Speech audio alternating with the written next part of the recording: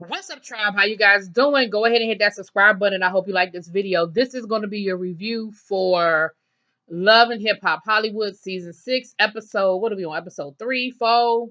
Let me make sure. Oh, episode 3.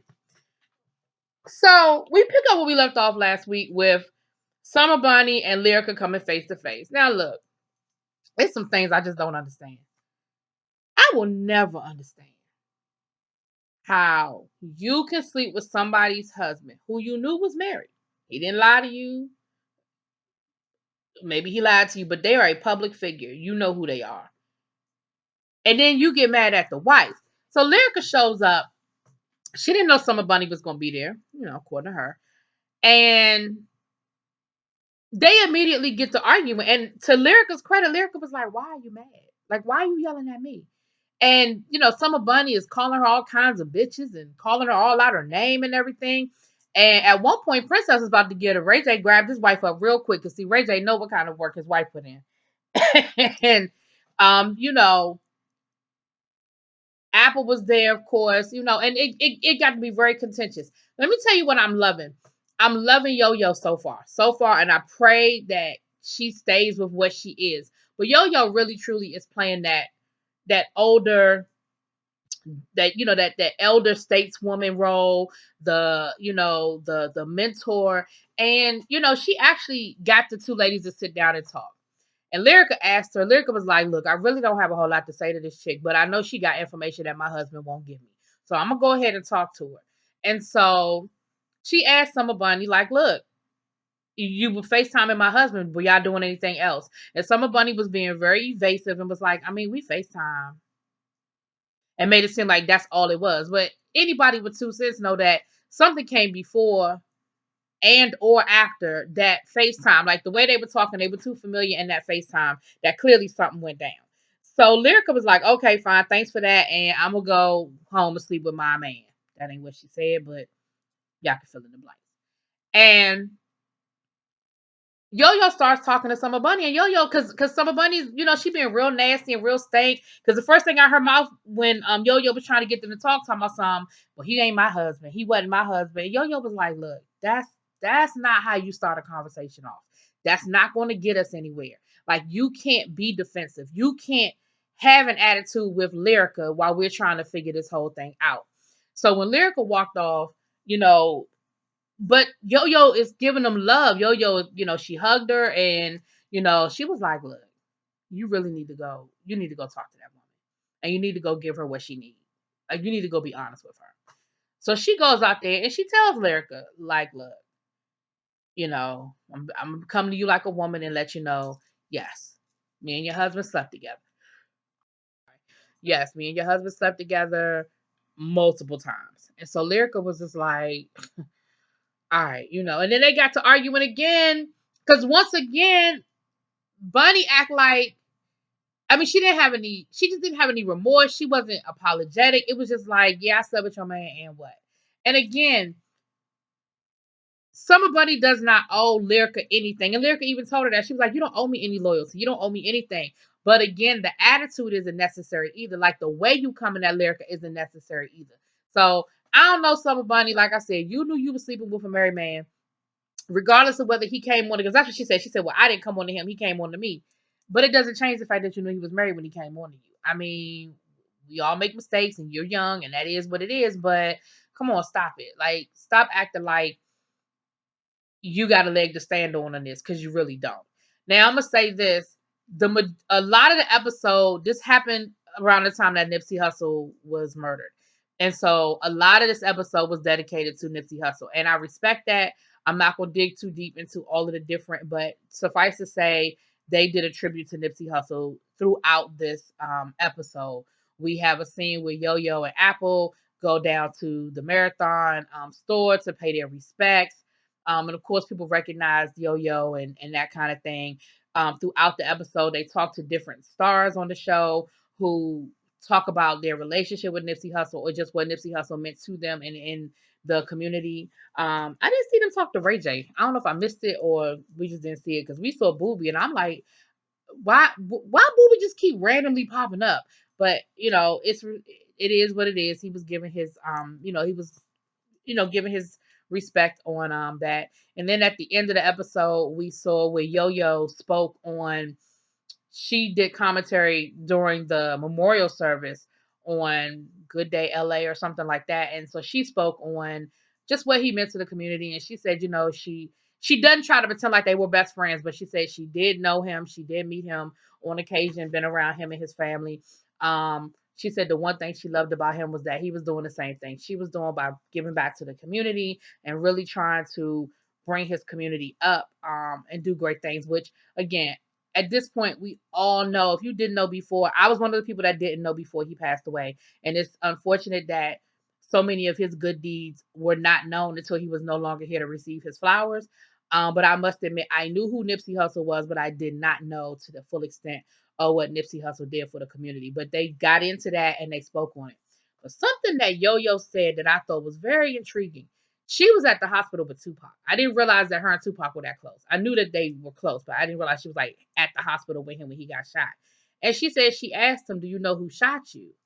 And his first answer was, "Uh-huh." And then he said, "Uh-uh." Now, he said he thought that was interesting.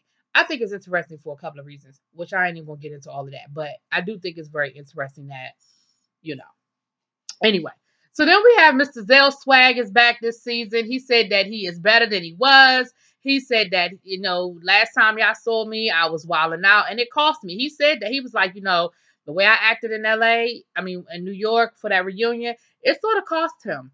Um, he was a stylist, and at the time, I think he was up and coming stylist, had some good clients. And I'm not saying he lost bookings, but I think it did cost him as far as people outside of this love and hip hop community wanting to work with him and stuff, because he just really showed himself to be a wild Canyon. Like, I don't want to call him nothing out his name.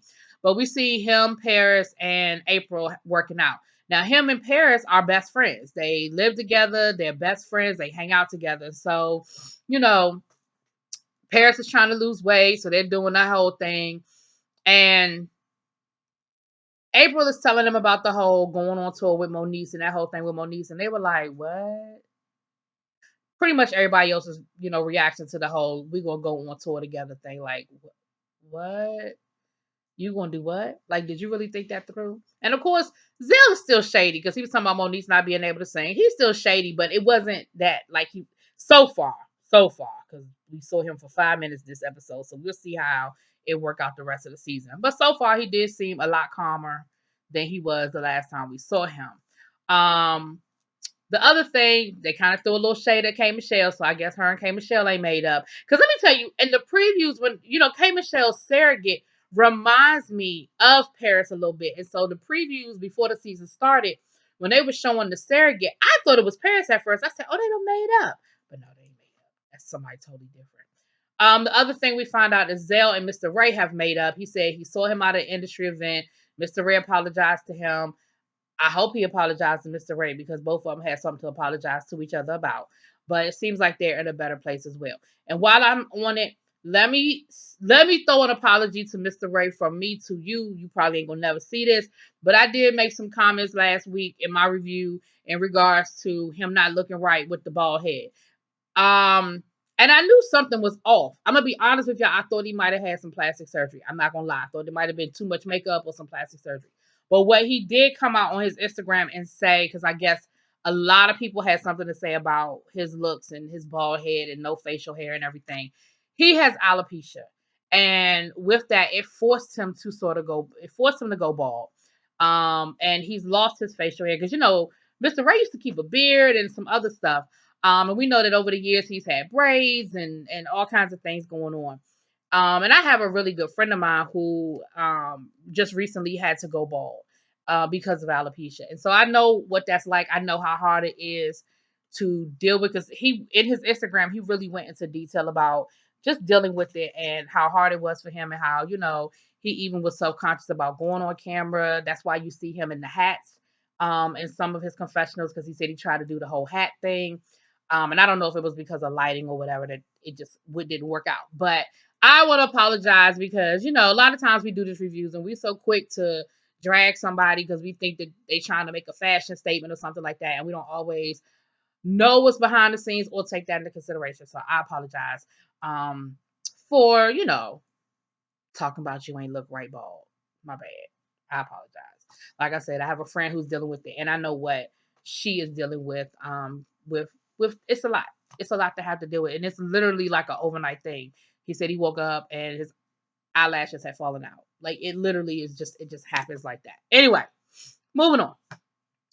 So the Millennium Tour is still going on. We saw a couple of scenes with Spectacular and J Boog and Fizz. They were in Atlanta on this episode. It was a sold out show. They included a memorial to Nipsey Hussle. They talked about the whole Fizz. It was his name. Raz B quitting the tour and coming back to the tour. And then we see J Boog talking to Omarion. Nope, not Omarion, not at all. Not that. Talking to Fizz about the April situation and how him and April are thinking about moving in together. J Boog hit him with straight up like, yo, for real. So what's good? And J Boog's thing was, look, the last thing I want is for what's going on between Fizz and April to interrupt the brand. Now that we are in a place where we're making money again and we're making money off the brand, like we can continue to do this, do dates here and there, continue to make money. And the last thing he was like, it's like Halloween. Don't take off the mask until you got the bag. I said, that is a good analogy. I don't even know if that's right. Is that Anyway, that's a good way of putting it. Don't take the mask off. He was like, you and April keep that under wraps until we get all this money that we can get off this whole B2K Millennium reunion piece. And I ain't mad at you, B. I ain't mad at you, J Boog. I ain't mad at you at all because at the end of the day, y'all saw it happen the first time. At a certain point, it's going to dry up. So when it dry up, y'all could be booed up. But until then, so then we're introduced to a new artist. His name is what's his name? Mac Main? Mac Main? I don't want to call his name wrong. Mac Main. Let me hold on, y'all. Let me get his name right. But he's a white guy who grew up in Compton, and he said, I've always been that guy. Like when I'm in the hood, when I'm in he's like, this is my neighborhood, this is where I grew up. But growing up being the only white guy, then it was always Mickey Monday. I don't know where I got Mac Main from. Mickey Monday. He was like, being in the neighborhood, I was always looked at differently because I'm the only white guy. And then when I would go out of the neighborhood, then I would always be accused of trying to be something I'm not. I was acting black. He was like, so I never really fit in. So I stopped trying because he does hip hop, but he's got these long, he looked like Kenny G back in the day, long curly hair down his back, And Yo-Yo said that he is actually a graduate of her hip hop university program. So she knows him. And she said that she thinks he's very talented. And so she's trying to cook him up with Corrupt. If you know who Corrupt is from the Dog Pound from back in the day with Snoop and everything. And Corrupt even said, he said, your music is hip hop, but your look is rock and roll. He was like, I think you're talented, but we're going to have to figure some things out. So they go off and talk a little bit. And then we see Yo-Yo talking to Apple. And let me tell you something. Again, I'm really loving Yo-Yo's role on this because Yo-Yo was talking to Apple and was like, look, at the end of the day, what really went down the other night? Like I saw you got upset with the whole Summer Bunny piece, but what was it? And she started going off about how she gets sick of seeing women out here basically sleeping with men for clout. She said, I know women who are on the stroll because they got to pay their light bill. And you out here doing it just to get clout, just to get likes, just to get followers. And that bothers me. And then you sleeping, and then you sleeping with husbands and stuff like that. And Yo-Yo was like, I hear you, but that can no longer be your concern. I said, I know that. You better tell her again. What that woman does between her and another man, and even if it's another man's wife, and even if it's another man's wife that's your friend, that's not your concern. Now, it'd be different if Summer Bunny jumped Lyrica and it was a physical altercation and you were looking out for your girl. But for you to continue to insert yourself into that threesome that that triangle that they have going on, that ain't your concern. She was like, you really need to start focusing on what you need to do. And that's not your concern. And, Yo-Yo went on to say, once again, she said, when we were growing up in the industry, we fought with our words. You had a problem with another female MC, y'all battled it out on, on record, and then y'all talked it out.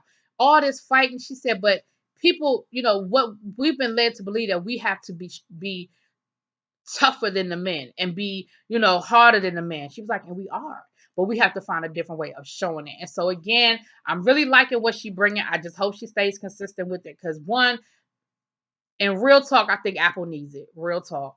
But two, I think women need to hear some of what she's was been saying. So then we see, once again, Yo-Yo is on Hollywood Unlocked talking about Nipsey Hussle. And Jason Lee goes into a story about his brother and how his brother was killed through gun violence at a party. He was having a going away party. He was having, his brother was killed. And he said that's really his reason why he came back on the show. He wanted to be able to tell his brother's story and talk about gun violence and sort of try to make a mark. He said that's why he came back on the show. I don't know if I believe that that's his only reason, but okay. But yeah, so he told his story, and it was sad. It was a sad situation, especially it was a party that he had, and he talked about growing up in foster care and how his older brother was more of a father to him, and just the fact that he was killed. So that was a sad moment. Child, A1 is back in town, and who picked him up from the airport? Pam. Pam. Pam.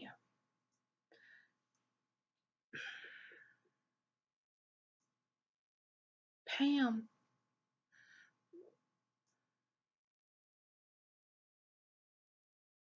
Pam, I want you to hook up with Zell, and I want you to let Zell style you for the rest of the season. That's what I want you to do. That's it, and I'm done. I ain't gonna say nothing else. I ain't gonna say nothing else because I ain't gonna talk about nobody mama. But I want you to hook up with Zell and let Zell style you. But Pam was trying to get Mr. A1 together. Pam said, "Look, A1, I've been reading these blogs. I'm gonna let Rox do the impression. I can't do the impression, but she said I've been reading these blogs. Did you cheat on Lyrica?" And A1 was like, I ain't trying to hear that. A1 get real. That's how you know when A1 lying, because he get defensive. I ain't trying to hear that, Mom. Like, you picking me up. I could have Ubered home by myself. I ain't need you to pick me up. She was like, I went and got this Uber for you, and you gonna ignore me and talk to me crazy? And they ended up getting into an argument, and he was basically like, look, I don't really need this shit. Like, I don't need this. I don't need you yelling at me. Like, I've been on tour ignoring this. I already know I gotta deal with my wife. I ain't trying to deal with you either. So he never answered her. But again, to me, his defensiveness and evasiveness tells me that he's guilty. Like, that's just what it tells me. Now, last but not least, at least I believe this is it.